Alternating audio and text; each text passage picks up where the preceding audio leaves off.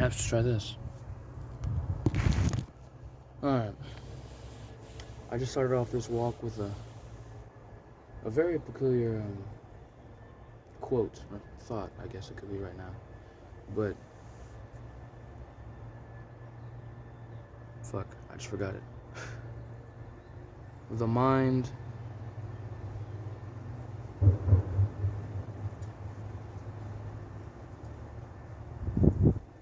who doesn't listen. The mind that doesn't listen is most important. Something like that. It was I'm paraphrasing now because I literally just forgot it, but it's something like that. The mind. And now that I said forgot, the mind who doesn't forget forgives the most.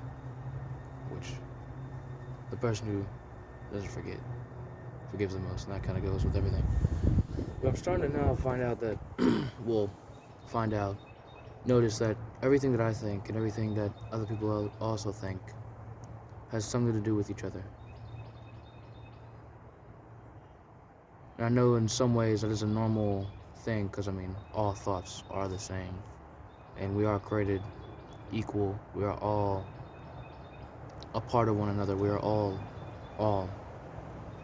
So each of our thoughts and each of our energies is going to be the same in one way or another, as well as DNA. But I'm starting to find out that and observe that what I think is what other people think, and sometimes it may be somebody that is popular or a celebrity, even though I don't really fuck with many celebrities.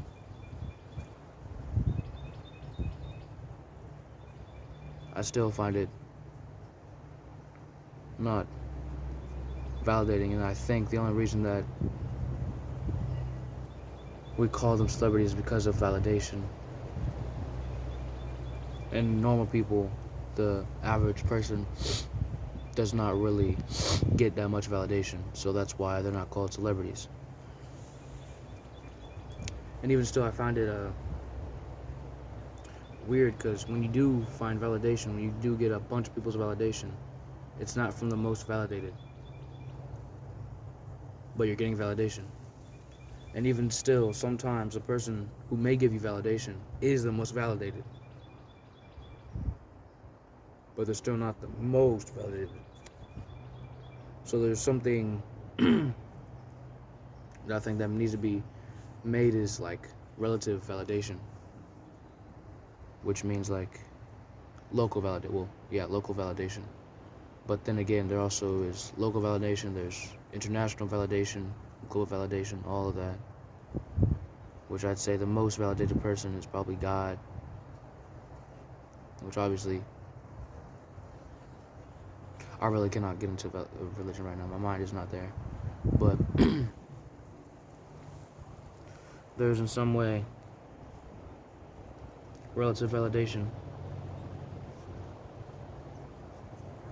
which to me that makes sense. I don't know about you, but in a sort of kind of paradox, maybe a contradiction, there might be somebody that is not the most validated, but their validation to you and their validation means the most. And their validation will motivate you to do anything to get their validation. Which a lot of people, I think, today have a love-hate relationship with validation.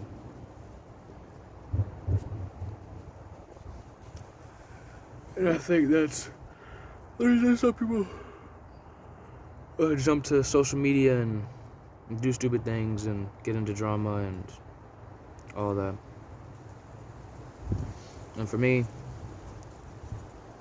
validation is a curse. It's full-heartedly a curse. I hate it. Now, of course, validation is needed. We are social animals, and when we talk to people, we want to feel validated. We want to feel interesting, we want to feel interested, or whatever the hell. We want opinions validated. We want our thoughts validated. We want our progress validated, all of that. And yes, I do love validation. That's probably why I'm making a video. That's why I'm on Instagram. That's why I have a YouTube channel. That's why I think the way I do. That may just be, well, why? That one day, that one of my thoughts, one of my quotes, one of my videos will be so validated that I'll be able to meet the most validated person that I know, or that I validate the most.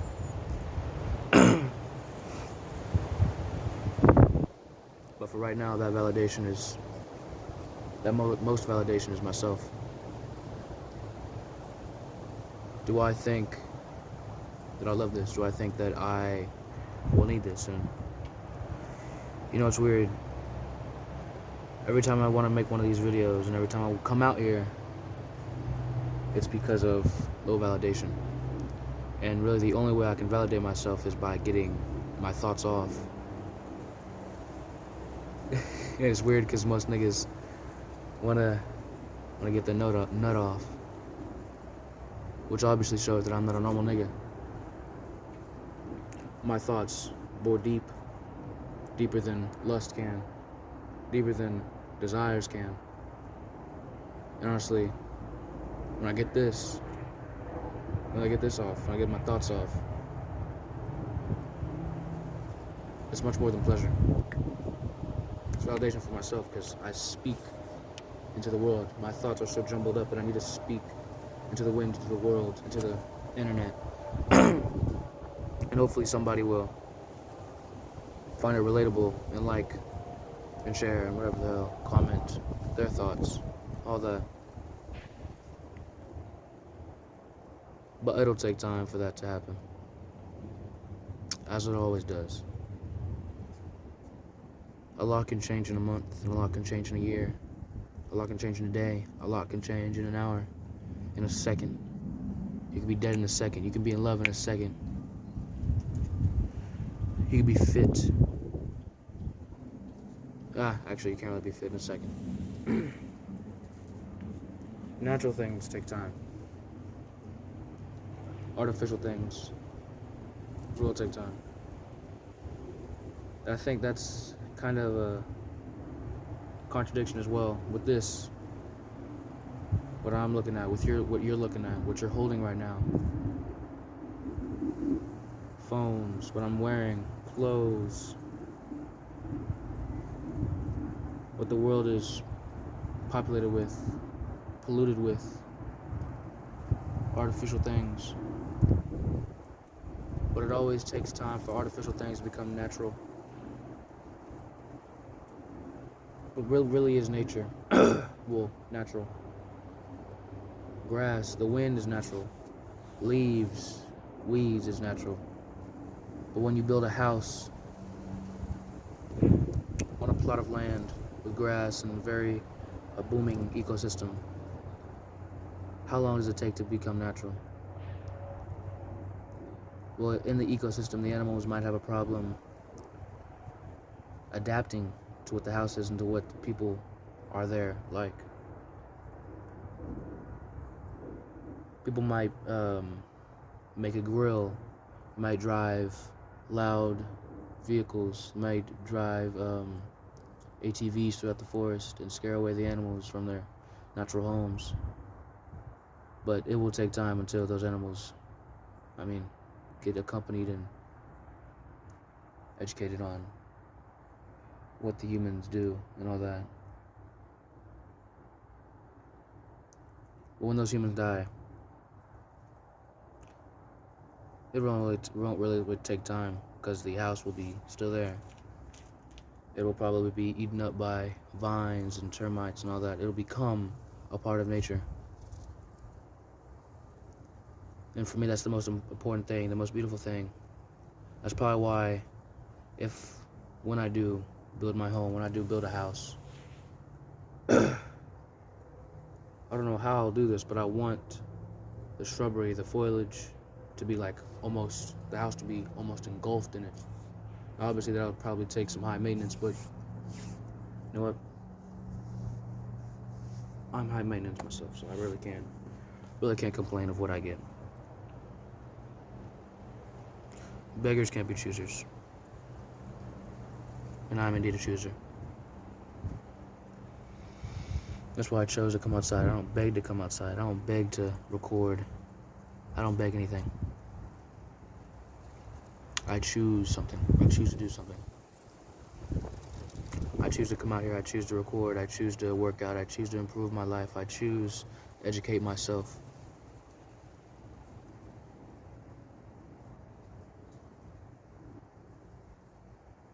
I choose to ask. I choose to be karma'd.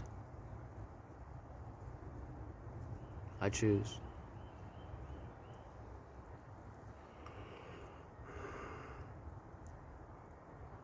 When somebody can't choose, all power is just taken away.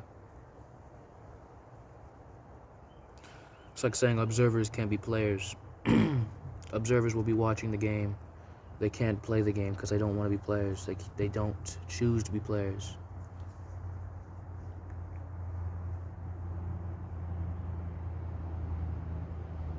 And players, they choose to be players.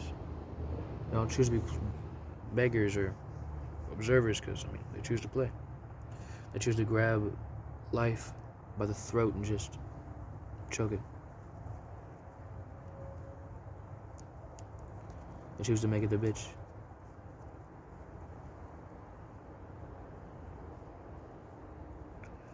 There's no other way. In my opinion, I don't know. Someone out there might be an observer, and they may not see my opinion. They may not see my mindset. They may not see me entirely. They may only see a surface. They may only see the physical, what I wear, what I look like, what I do, my habits. They don't see the deepness of everything that I do. They don't see why I wear what I wear. They don't see what these rings mean.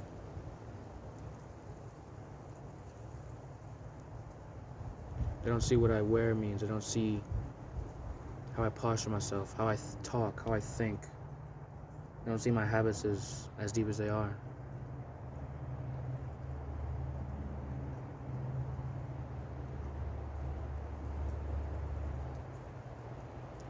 And honestly,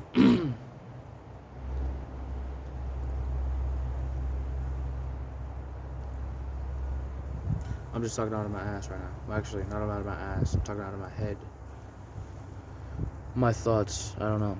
They've gotten so clouded that, not clouded, but so piled up that I really cannot speak them out of my head. They keep on coming and rushing and finding ways to just keep me thinking.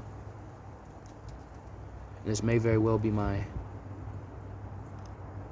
death, my thoughts. Remember, I wrote down that only my thoughts can kill me. Only my thoughts can make me fail. But it's also the opposite. Only my thoughts can make me win. Only my thoughts can make me live. Remember when I was a kid, I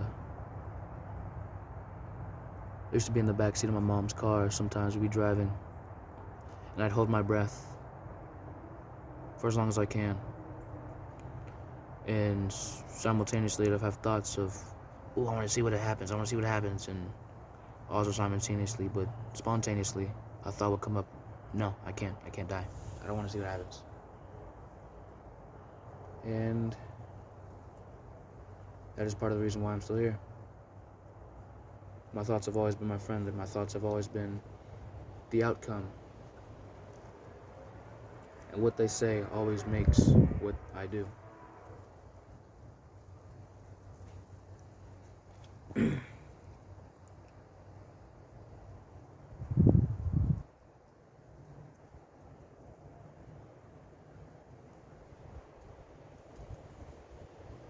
I guess I don't really know why I make these videos. It's not really a therapy for me. I guess it's just like an internet dialogue, internet journal. Something that I can look back upon and find out. Because when I journal, I always look back on it. I always reread it about 2 or 3 times, and maybe that one time, that third time is in the future. A year, maybe just a minute, maybe just an hour, maybe just a day. But even still, it helps to look back and just notice where you were. Notice how you were thinking. Notice how you were walking. Notice how you were dressing. Notice how you were treating yourself, talking to yourself in your mind, talking to yourself, talking to other people, thinking about other people.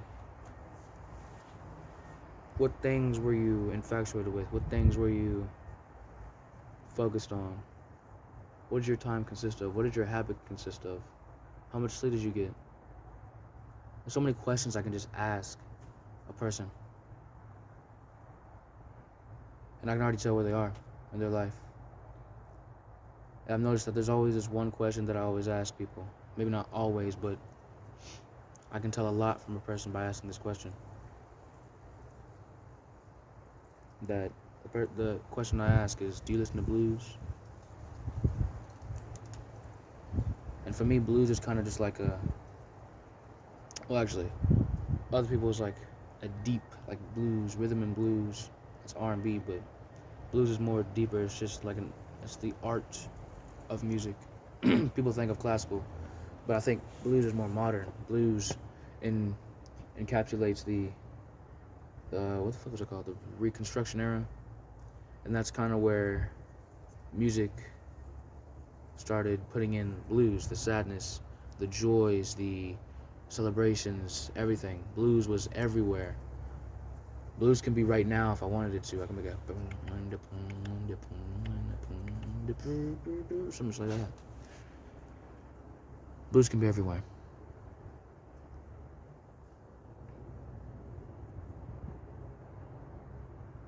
And I think when I ask people, do you listen to blues?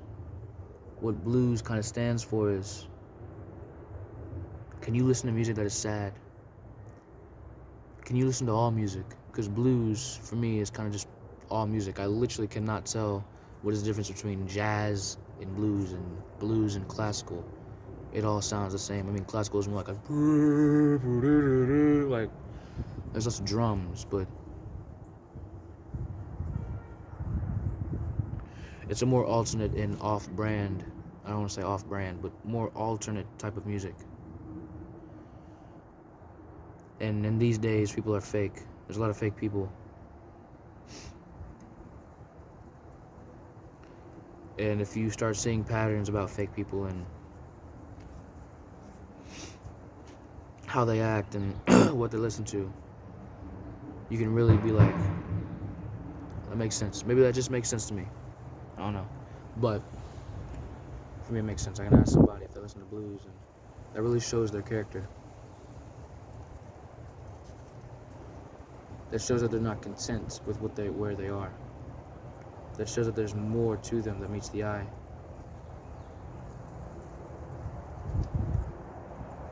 Maybe this may just be off of one little example or one experience that I had that I asked somebody, listen to blues. But it seemed to really show something. Obviously, I'll make sure to ask more people to listen to blues and see if what I thought of them does work. But I know if I ask a lot of people that I know if they listen to blues, I would not be surprised. I would not be surprised. And for me, it's kind of weird because I can start off by asking that, or just talk to them. It doesn't really matter what you do. It doesn't really matter what I do. It'll always be the same. If it was meant to be, it would be. But maybe that's just me. Maybe that's just the way I think. Maybe that's just the way I'm looking at life right now. Because obviously I'm in a mood. That's why I'm here. That's why you're here. That's why my phone's here. That's why the sun is out. That's why the wind is blowing. That's why the sewer is reverberating everything I say. Oh.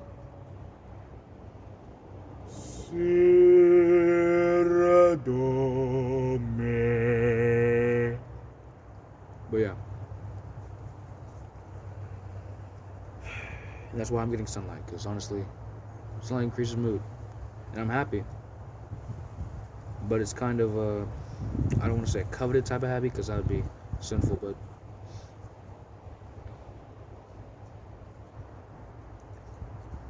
I don't want to say it's a, I guess a Pasueto type of happy. It's not a fake happy, but it's just, I'm okay. I'm fine in the truthful sense.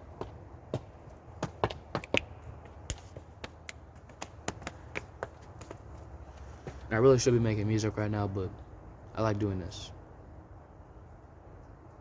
It helps. Love y'all.